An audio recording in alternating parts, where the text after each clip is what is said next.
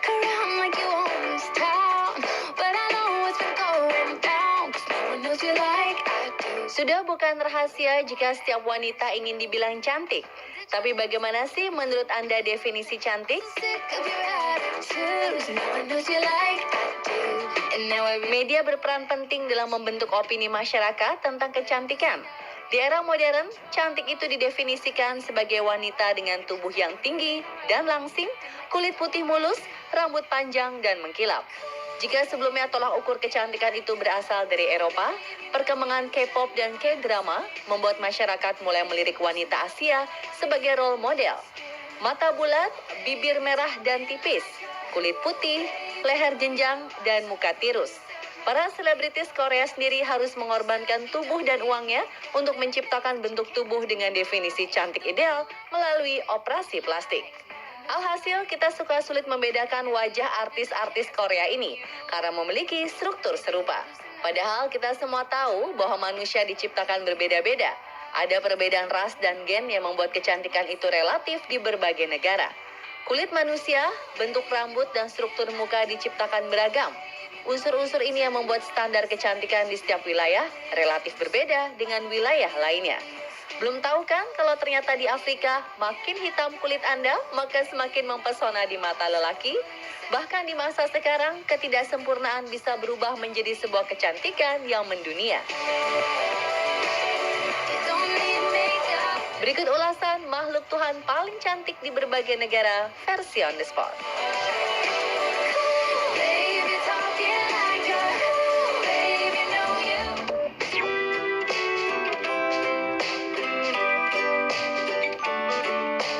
Anda mungkin masih ingat puluhan tahun lalu, masyarakat kulit hitam tidak mendapat tempat di berbagai profesi strategis, apalagi di dunia modeling. Masyarakat awam saja kerap memandang sebelah mata orang berkulit hitam. Ini juga yang dirasakan Nyakim Gatwech ketika pindah ke Amerika Serikat. Nyakim bahkan disuruh mandi lagi oleh teman-temannya ketika tiba di sekolah. Gadis asal Sudan ini kemudian menyadari bahwa dirinya berbeda dengan teman-temannya. Namun keadaan ini tidak membuatnya minder. Nyakim berusaha agar bisa selalu percaya diri. Nyakim juga mengikuti ajang fashion show di sekolahnya. Meskipun ditertawakan, dia merasa memiliki semangat ketika berjalan di atas catwalk. Aura positif ini justru menarik perhatian para pencari bakat dan memberinya jalan untuk terjun ke dunia model profesional. Kulit Nyakim sangat gelap. Bahkan jika dia memakai baju berwarna hitam dan ditempatkan di tempat gelap, Nyakim nyaris tidak kelihatan. Namun kulit yang sangat gelap ini ternyata menjadi unsur kecantikan khas ketika bersatu dengan aura positif yang ada di dalam diri Nyakim. Dia pun berkeliling dunia dengan profesi modelnya dan mendedikasikan diri untuk menyebarkan penilaian tentang kecantikan tradisional, bahwa setiap orang dengan kulit apapun memiliki kecantikan yang hakiki.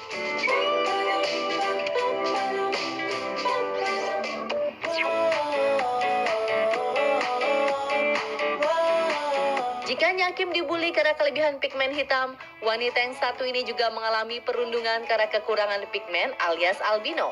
Nastia Zitkova lahir dengan kondisi tubuh yang seluruhnya putih. Rambut dan bulu matanya pun berwarna putih.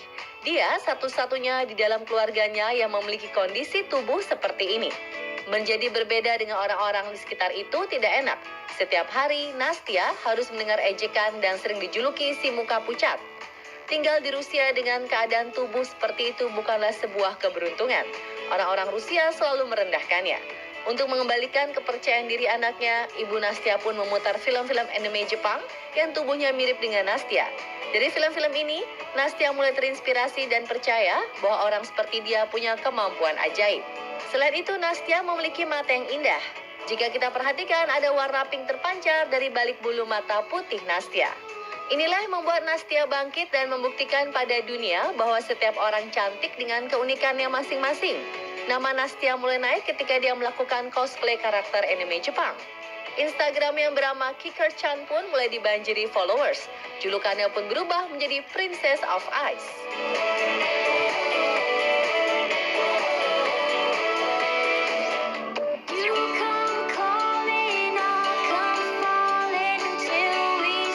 Seseorang yang terlahir dengan Down syndrome sering dipandang sebelah mata. Namun tidak dengan Madeline Stewart. Dia punya mimpi yang tinggi dan ibu yang hebat. Roseanne Stewart, ibu Madeline mengetahui keinginan putrinya adalah menjadi model. Namun, proporsi tubuh anak Down syndrome umumnya tidak memungkinkan untuk menjadi model. Tubuhnya gemuk dan kurang tinggi. Roseanne tak kurang akal. Makanan Madeline benar-benar dijaga. Dia tidak boleh makan makanan junk food. Madeline juga rajin berolahraga untuk membentuk tubuhnya. Perubahan dan usahanya ini diunggah sang ibu di media sosial. Dari situlah akhirnya undangan untuk menjadi model berdatangan. Gadis penderita Down syndrome ini sudah menginjakan kaki di New York Fashion Week, Paris Fashion Week, London Fashion Week, runway Dubai, dan beberapa runway ternama dunia. Semua undangan ini tidak disia-siakan oleh Madeline dan ibunya. Dia tampil melenggak-lenggok dengan sempurna di atas catwalk. Madeline pun mencetak rekor dengan menjadi model Down syndrome pertama yang tampil profesional dan mendunia.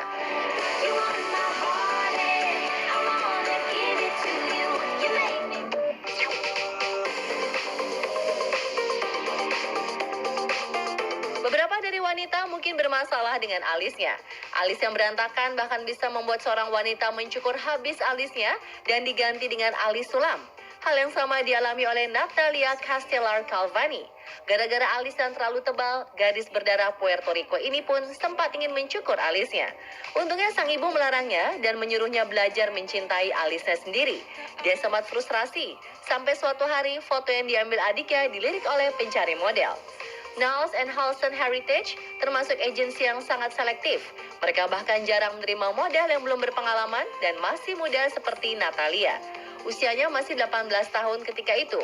Tetapi karena alisnya yang unik, Natalia bisa bersanding dengan model papan atas lain. Tentu saja teman-temannya terkejut ketika mendengar Natalia menjadi model. Mereka tidak menyangka orang yang mereka olok-olok dulu bisa berkembang di dunia model dan kini diidolai karena kecantikannya yang unik itu.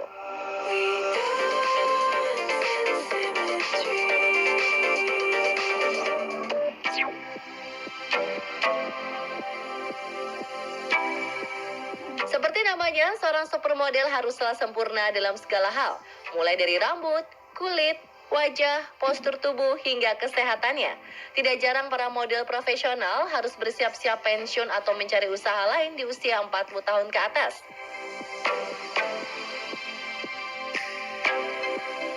Namun berbeda dengan nenek yang satu ini, dia bahkan baru memulai karir modelingnya di usia 80 tahun. Frances Danscombe sejak kecil memang sering bergaya di depan keluarganya. Hobinya adalah bernyanyi di atas meja. Namun perang membuat Frances harus dievakuasi dari London ke Wales. Sejak dievakuasi, hidup Frances berubah. Dia tidak lagi bisa memamerkan kebolehannya di depan keluarganya. Ketika remaja, Frances juga minder dengan bentuk tubuhnya yang dianggapnya sangat kurus. Kehidupan Frances berjalan seperti layaknya wanita lain. Dia berhenti bekerja di usia 26 tahun sebagai juru ketik karena sudah memiliki anak. Ketika usianya 42 tahun, Frances berusaha kembali bekerja, namun sangat sulit karena dia bersaing dengan tenaga kerja yang lebih muda. Tak jarang Frances mendapat bullying. Namun perlakuan itu membuatnya belajar meningkatkan kepercayaan dirinya. Frances berubah menjadi seseorang yang penuh percaya diri di usia tuanya. Sampai akhirnya sebuah agensi model mengundangnya untuk menjadi seorang model lansia di usianya yang ke-80. Dengan pekerjaan ini, Frances ingin mengatakan pada dunia bahwa kecantikan berasal dari dalam diri seseorang yang bisa digunakan untuk membantu orang lain. Pemirsa, telah makhluk Tuhan paling cantik yang berhasil dikumpulkan tim On The Spot. Jangan benci kekurangan Anda. Bisa jadi kekurangan itu membawa keberuntungan bagi Anda.